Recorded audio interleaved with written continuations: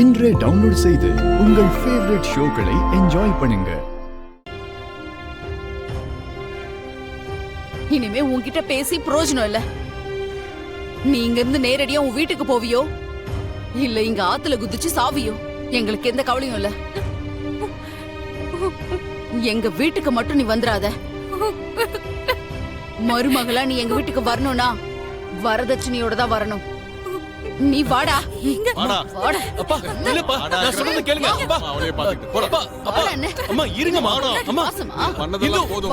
அம்மா இருங்கம்மா, ஒரு நிமிஷம் நீ வா. இந்து கொன்னே போட்டுருவேன். அம்மா வாடான்னு சொல்றேன். அப்பா இருங்கப்பா. அப்பா சொன்னா கேளுங்கப்பா. அப்பா வாடா. வீட்டுக்குள்ள சேக்க போறியா? இந்துவ கூட்டி போலாம். இருங்கப்பா. வாடா. அம்மா சொன்னா கேளு. நான் கொண்டாட்டியே வேண்டாம்டா. வா. அப்பா இருங்கப்பா.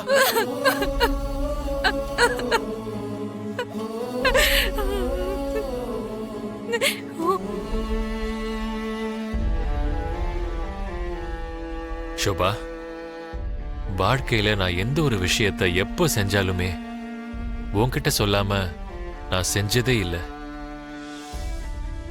இன்னைக்கு நான் பூமியை தத்தெடுக்கலான்னு இருக்கேன்.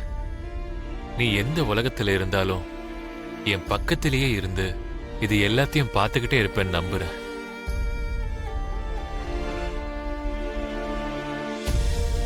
அப்பா,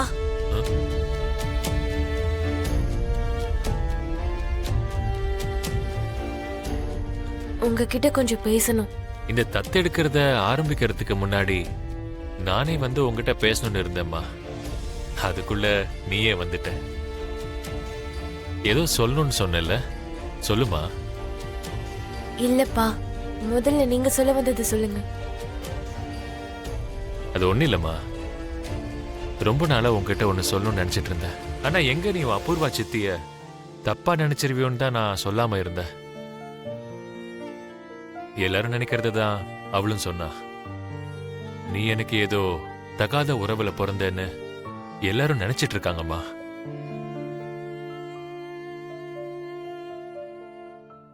அது எல்லாத்தையும் கேட்க முடியாம உன் அபூர்வா சித்தி எங்கேயாவது உன்னை தூரமா ஹாஸ்டல்ல சேர்த்து உன்னை நல்லா பாத்துக்கலான்னு சொன்னா. அந்த நேரத்துல எனக்கும் அதான் கரெக்ட்னு தோணுச்சு. ஆனா உடனே நான் என்ன நினைச்சேன் தெரியுமா? பிறந்த குழந்தைய உடனே தூக்கிட்டு போய் டஸ்ட்பின்ல போட்டுட்டு வர மாதிரி இருந்துச்சு. அதனாலதான் உன்னை தூரமா அனுப்புறதுக்கு என் மனசு ஒத்துக்கலம்மா. அப்படி ஒரு பழி என் மேல இருக்குன்னு தெரிஞ்சதுல இருந்து அதுக்கு ஒரு சரியான பதில கண்டுபிடிக்கணும்ன்ற யோசனை என் மனசுல ஓடிக்கிட்டே இருக்குமா. நான் எப்போ உன்னை தத்தெடுக்கணும்னு முடிவு பண்ணேனோ அப்போவே இது எல்லாத்துக்கும் எனக்கு பதில் கிடைச்சிருச்சு. அதை தவிர ககன் மேல இருக்கிற என் பகையால நான் தத்தெடுக்கணும்ன்ற முடிவுக்கு வரவே இல்லைம்மா.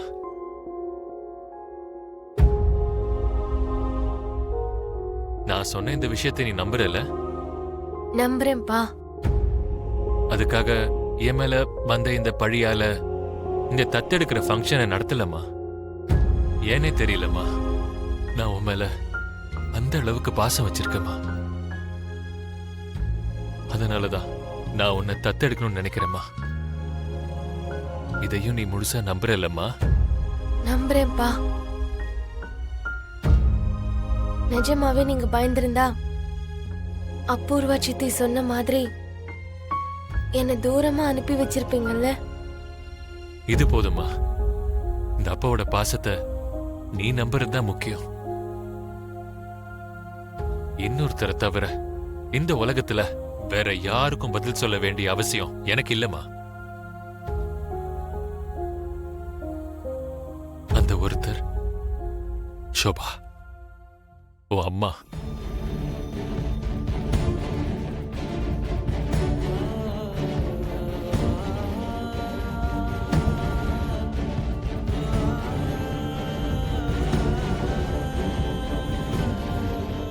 இதோ என் ஷோபா, உன்னோட அம்மா.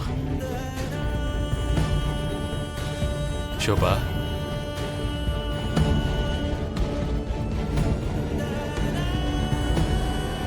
ஷோபா,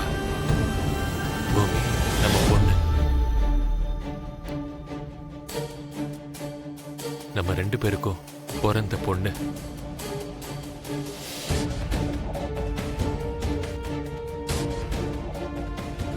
எதுவா இருந்தாலும் என்னோடதுன்னு நான் சொல்லும்போது நம்மளோடதுன்னு நீ எப்பவுமே திருத்துவ. அதனாலதான் சொல்றேன், பூமி நம்ம பொண்ணு.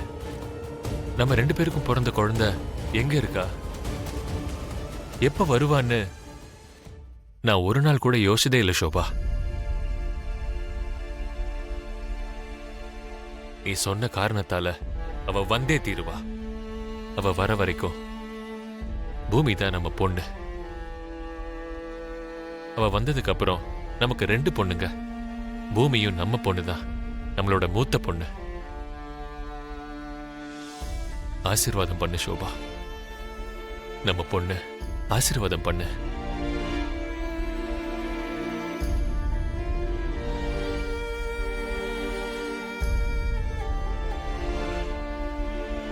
எதுக்காகமா நீ இப்ப அழுதுட்டு இருக்க?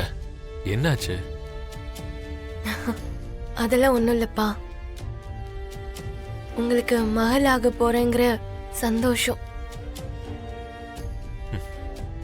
பைத்தியக்காரி, இதுக்கெல்லாம் ஏன் அழற? இந்த மாதிரி நேரத்துல உன் கண்ணுல கண்ணீர் வரவே கூடாது. இந்த அம்மாவோட கையால தான் தத்தெடுக்கணும்னு ஆசைப்பட்டல நீ, அது அப்படியே நடக்குமா? உன் அம்மா கிட்ட போய் ஆசீர்வாதம் வாங்கிக்கோ.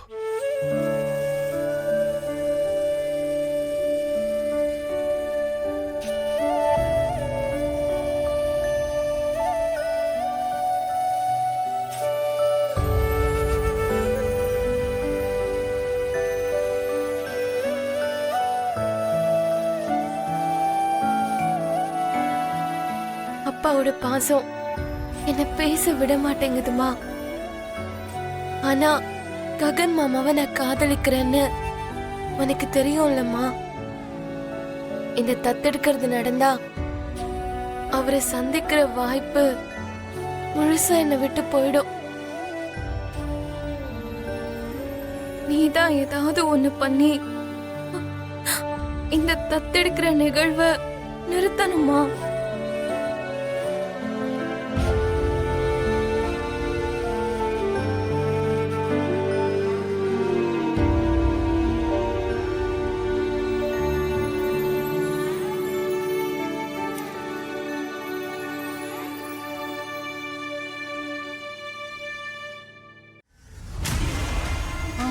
ஐயோ, தத்தெடுக்கிற ஃபங்க்ஷன் இப்ப ஆரம்பிக்க போகுது. உடனே இந்த விஷயத்த அபூர்வா கிட்ட சொல்லணும்.